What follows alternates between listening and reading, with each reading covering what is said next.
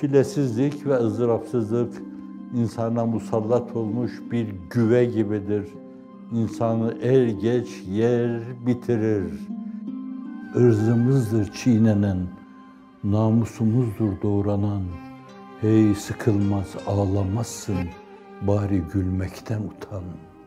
Dudakların geriye gitmesini Allah'a karşı bir saygısızlık, ızdırap çeken insanlara karşı bir alay mahiyetinde kabul edemiyorsan hala, nasiben o kadar demektir senin.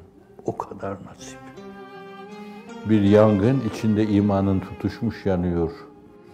Anne, evlat birbirinden koparılmış, karı, koca birbirinden koparılmış. Kimisi soluğu yurt dışında almış. İşte insanlığın iftihar tablosu, bütün bu bela ve mesaibe maruz insanlar karşısında men lem yehtemme be emril müslimin feleyse minhum. Müslümanların dertleriyle dertlenmeyen, o dertleri paylaşmayan, onların yaşadığı şeyleri vicdanında derinlemesine duymayan onlardan değildir diyor. Yani hakiki manada Müslüman değildir diyor. O ızdırabı insan içinde duyması lazım. Bir yangın karşısında yanan insanın ızdırabını içinde duyması lazım. Bende olup biten hadiseler karşısında ümidimi hiç yitirmedim.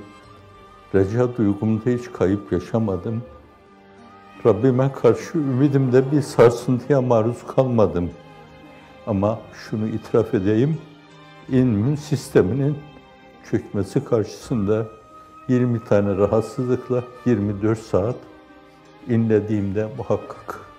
Ama innema eşku besfi ve huzn ilallah, bir peygamber dağınıklığımı, tasamı sana arz ediyorum Allah'ım dediği gibi benimkini de öyle kabul etsin.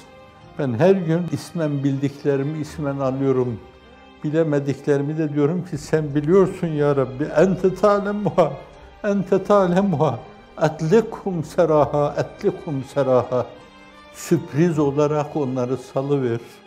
Salıver, benim şu hafakanlarımı da dindir. Artık taşıyamıyorum.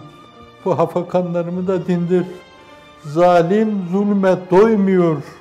Hain hıyanete doymuyor.